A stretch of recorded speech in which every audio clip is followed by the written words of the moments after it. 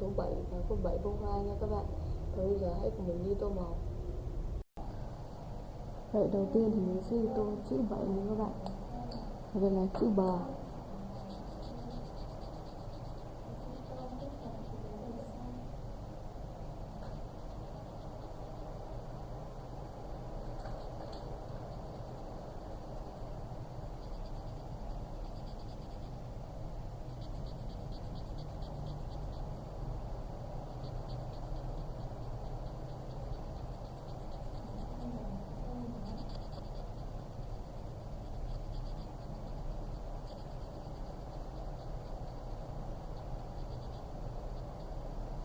Tiếp theo thì mình sẽ tô chữ A.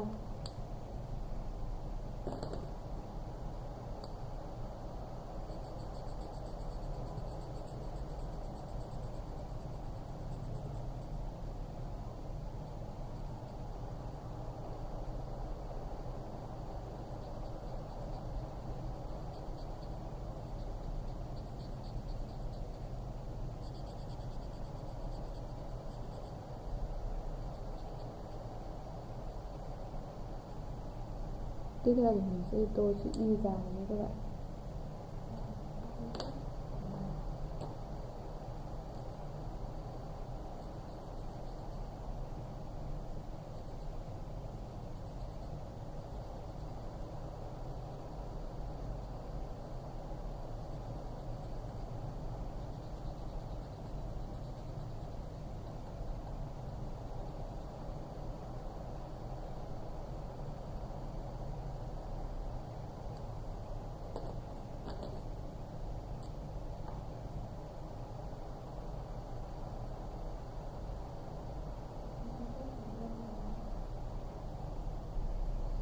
Vậy thì mình đã tô xong chữ 7 rồi nha các bạn.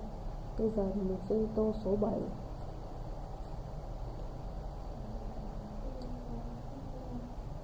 Đây là số 7 nha các bạn.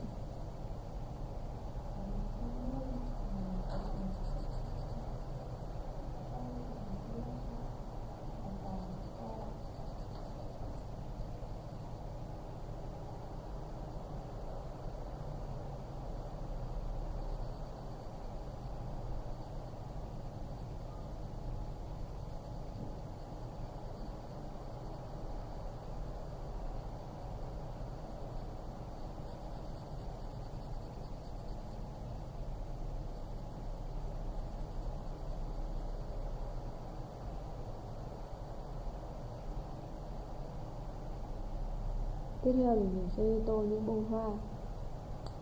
Và đây là số 7 thì có 7 bông hoa nha các bạn. Và đây là bông hoa thứ nhất. Mình sẽ tô màu đỏ.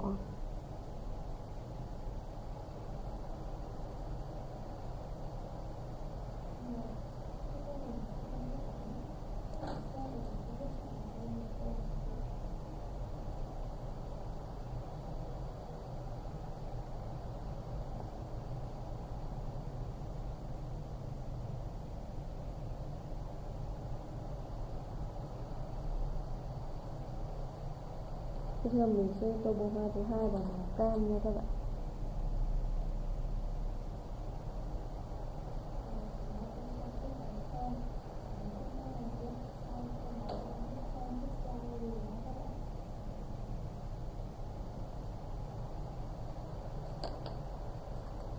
Tiếp theo thì mình sẽ tô bông hoa thứ ba.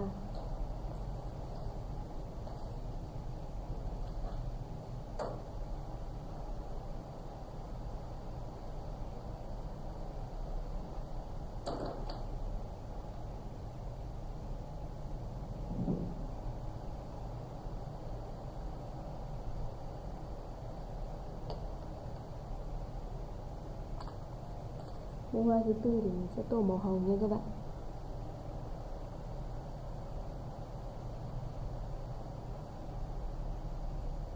Đây chọn là những bông hoa tulip phải không các bạn? Tiếp theo thì mình sẽ tô bông hoa thứ 5.